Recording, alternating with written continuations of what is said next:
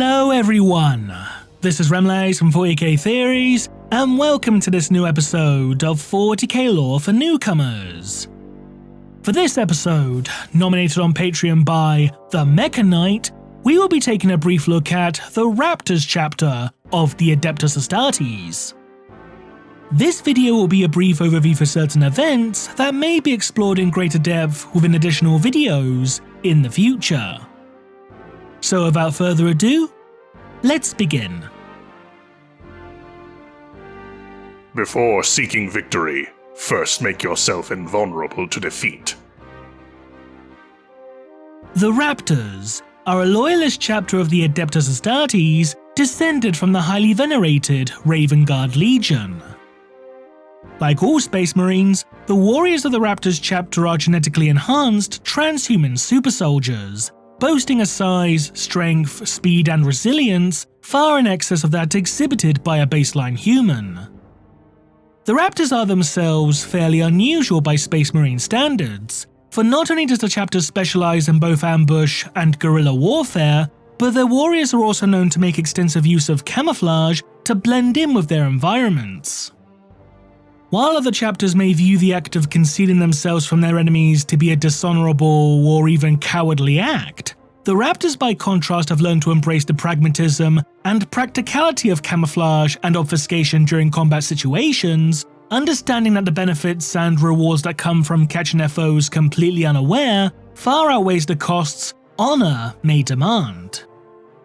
The decision behind adopting such a philosophy, however, did not come through choice, but rather necessity, as the Raptors would, over the course of their existence, be continuously racked with calamity and ill fortune.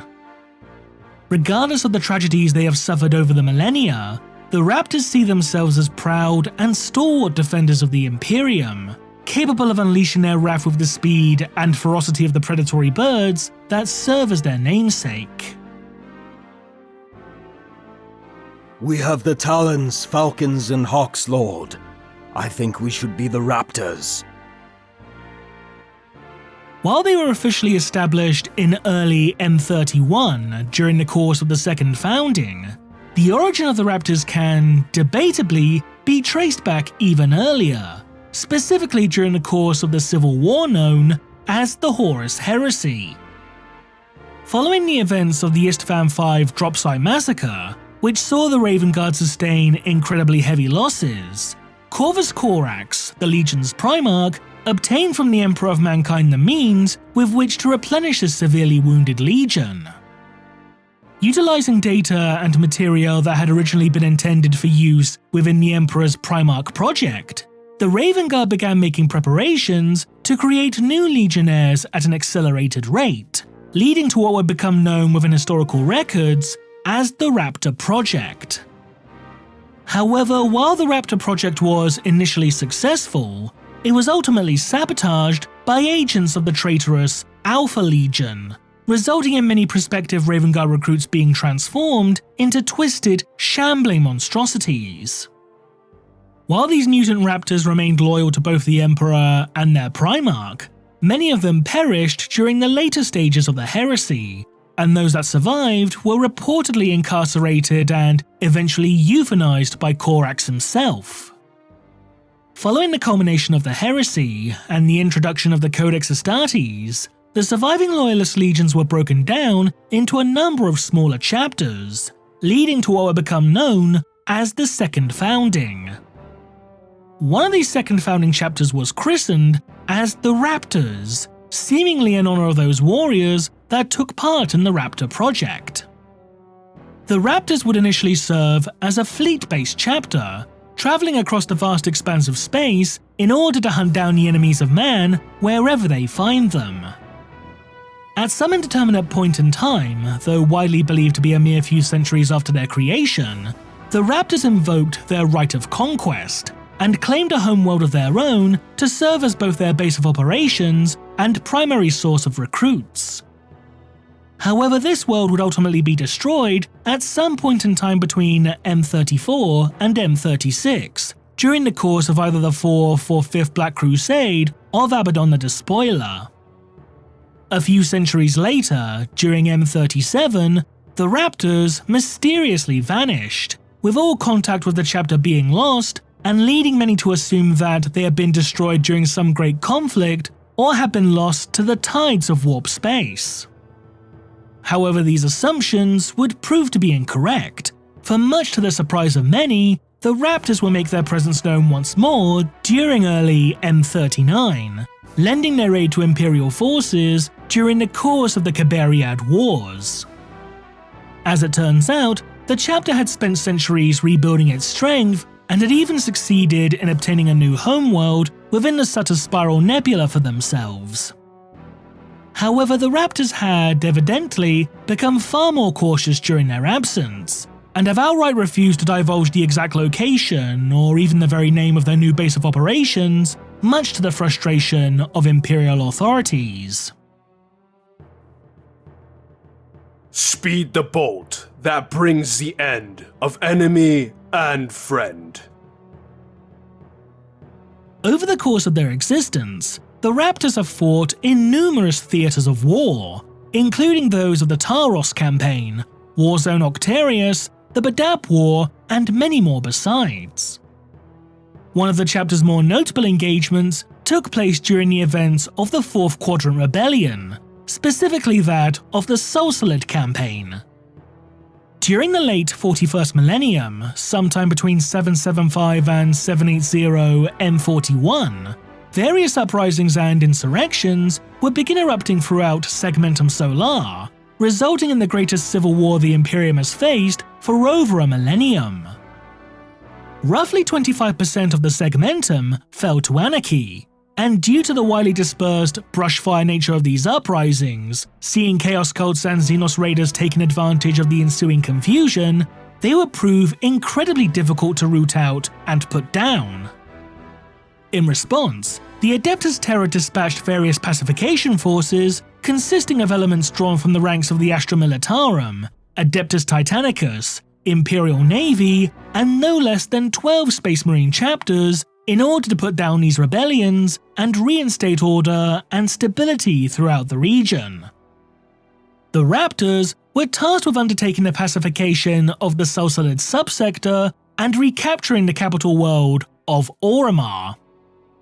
It was revealed that the people of Oromar had not only rebelled, but had successfully deposed and overthrown their Tive Lords within the Administratum, doing so in the name of both democracy and progress, notions that are themselves considered heretical within the Imperium. A number of strike forces from the Astra Militarum were initially deployed to Oromar in hopes of putting a swift end to the rebellion with a brute force hammer blow, though they would ultimately fail in this endeavour. In fact, the people of Oromar proved to be such a stubborn and tenacious foe that the Imperial Guard were continuously on the proverbial back foot, and were eventually forced to withdraw from Oromar altogether. It was at this moment that the Raptors chose to intervene. Having mustered their forces at full chapter strength, the Raptors took command of the fleeing Militarum forces before redeploying them to Oromar's surface to act as a diversion to allow the chapter to begin carrying out their mission undetected and unopposed. The Raptors launched a number of assaults against the command and supply infrastructure of their foes, and even succeeded in severing Oromar's power distribution network in over a dozen places, leaving their foes in disarray.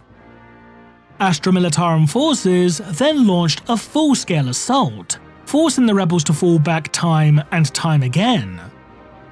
As the Imperial Guard made their advance, the Raptors turned their attention towards the Sorcerer Ordinators, the masterminds behind the subsector's rebellion. The chapter began their attack on the sky palaces of the Ordinators, unleashing squads of assault marines and Thunderhawk gunships that proceeded to utterly slaughter the traitors within. With the death of the Ordinators, order would finally be restored throughout the Sorcerer subsector, allowing the Raptors a chance to prepare for their next campaign. Stop blindly obeying the words of the book and look at the situation. You have completed your training, but now you must learn to apply it. Regurgitation is not the answer. Simple analysis and thought must be used to solve the problem. the Raptors are officially classified within Imperial records as being a Codex-compliant chapter, adhering to the tenets and guidelines laid out within the Codex Astartes. However, unlike many other chapters who treat the Codex as something akin to a religious text, or otherwise unquestioningly follow its rules to the letter, the Raptors by contrast adhere to its doctrines only in the loosest possible sense.